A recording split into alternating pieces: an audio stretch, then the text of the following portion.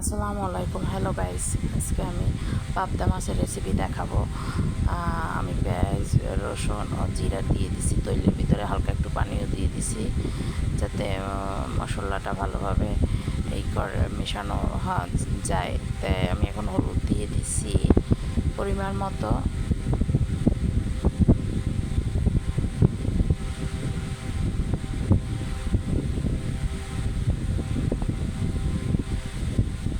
তারপর মরিচও পরিমাণ মতো দিয়ে দিচ্ছি।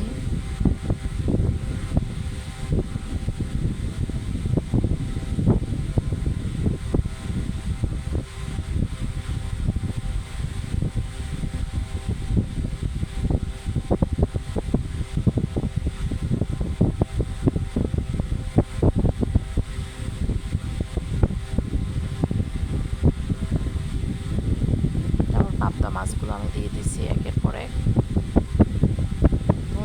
সাধারণত নদীর মাছে আয়রন বেশি এবং বাচ্চাদের জন্য ভালো।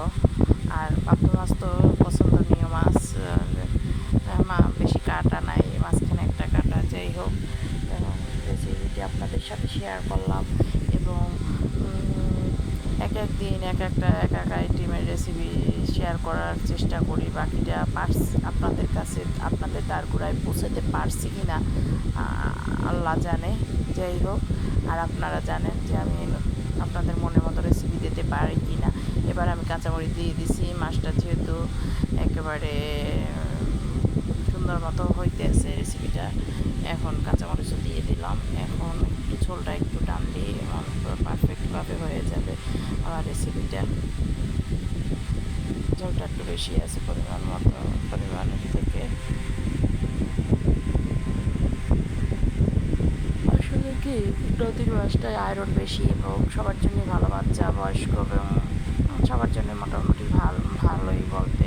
নদীর মাছে আয়রনের উপকার আছে শারীরিক। যাই হোক, পারফেক্টভাবে হয়ে গেছে আমার রেসিপিটা। হয়তো আর 10-15 মিনিটের মতো হয়তো হইবে।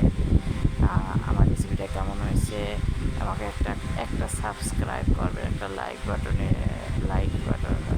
সাবস্ক্রাইব দেবেন একটা, এবং লাইক কমেন্ট করতে বলবেন না।